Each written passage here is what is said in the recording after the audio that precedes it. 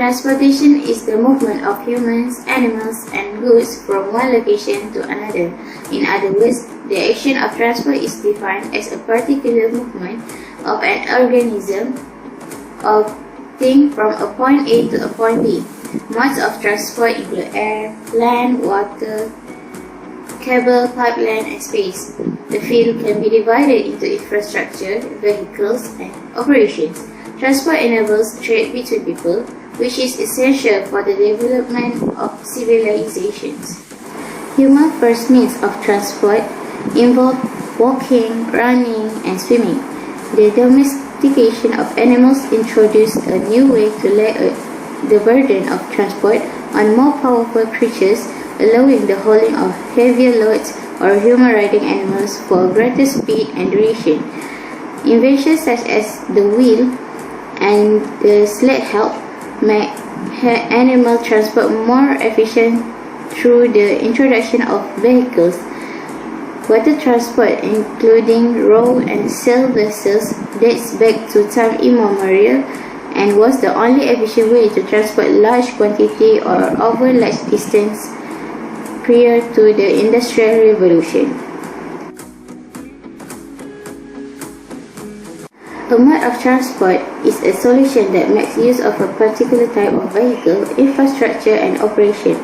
The transport of a person or of cargo may involve one mode or several of the modes, with the latter case being called intermodal and or multimodal transport. Each mode has its own advantages and disadvantages and will be chosen for a trip on the basis of cost, capability, and routes.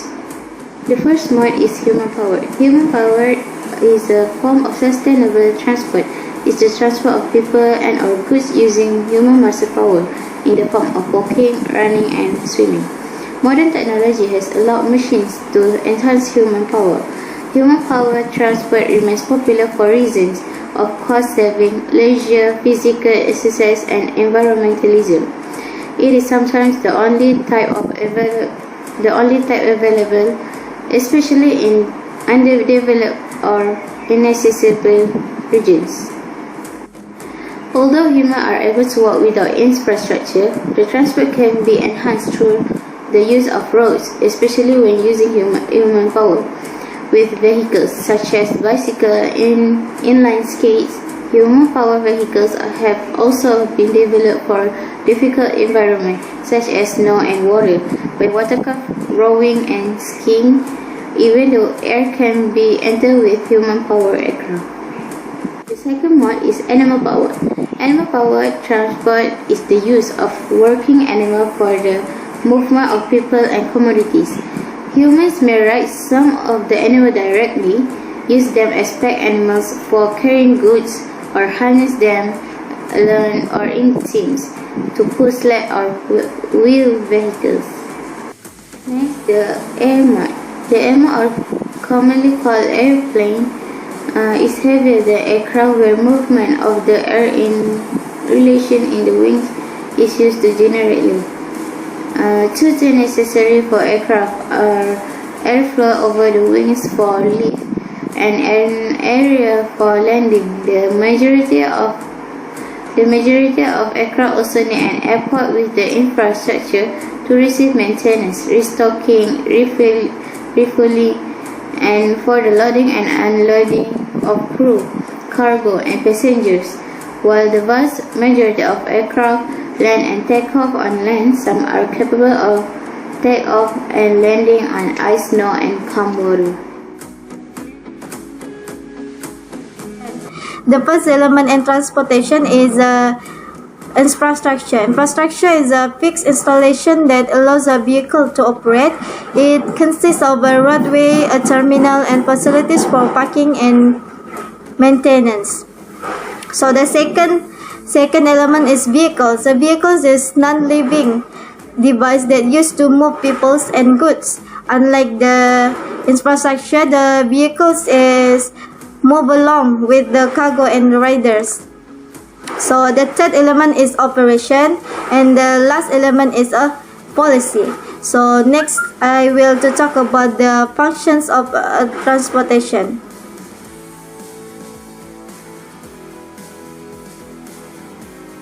Relocation of travelers and cargo are the most common uses of transport. The function of transportation for passenger transport or travelers is divided into public and private transport. Public transport is scheduled services on fixed routes, while private is vehicles that provide a ad hoc services at the rider's desire. So this is offer better flexibility but has lower capacity and a higher environmental impact. Travels may be as a part of daily commuting for business, leisure, or migration. Other than that, short-haul transport is dominated by automobile and mass transit. The latter consists of buses in rural and small cities, supplemented with a commuter rails, train, and rapid transit in the larger cities. And then for long-haul transport involves use of the automobile, train, coaches, aircraft, and last of which have become predominantly used for the longest, including intercontinental travels. And also public transport may also involve the intermediate change of vehicles within or across mode at a transport hub, such as bus or railway station. Furthermore, taxis and buses can be found on both ends of the public transport spectrum. Buses are the cheapest mode of transport but are not necessarily flexible, and taxis are very flexible but more expensive rather than bus. In the middle is demand responsive transport, offering flexibility whilst remaining affordable. The last function in passengers category is international transport. Maybe international travels may be restricted for some individual due to legislation and visa requirements. So I will continue with the impact of the innovations in transportation. Firstly, impact for economy. Transport is a key necessity for specialization, allowing production and consumption of the product to occur at different locations.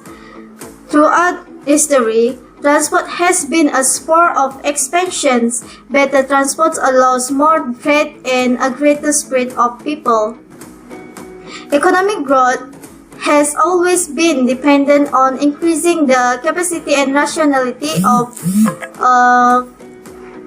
transport, but it's also bring negative impact for the economy that the infrastructure operation of transport have a great impact on the lands, and transport is the largest drainer of energy, making transport sustainability a major issue. Furthermore, due to the way modern cities and communities are planned and operated, a physical distinction between home and work is usually created. It's forcing people to transport themselves to place of work, study, or leisure, as well as the temporarily relocate for other daily activities. Nowadays, it's easy to go anywhere that we like to go. Rather than past, it's hard to look for any transport due to lack of infrastructure, and we can only see the car or the transportation only at the cities. So the innovations in transportation not only bring good impact for the world, but it also bring negative impact for the environment. Transport is a major use of energy and burns more and most of the world petroleum. This can create air pollution, including to global warming through emissions of the carbon dioxide. Other environmental impact is the transport systems include the traffic congestion in automobile-oriented urban sprawl, which can consume natural habitat and agricultural land. But this negative impact can be solved by reducing transport emissions globally. It is predicted that there will be a significant positive effect on Earth, the air quality, acid rain, smog, and climate change. In conclusion, innovation and transportation has bring many impact for the world rather than past. It's more easier for us to go to go to work, anywhere we like to go. But we need to remember the bad effect of the transportation at the future. So we need to always be careful and reduce the use of the petroleums and like solar cars, so that can reduce the air pollutions rather than the car that use energy. So this is for me. Thank you.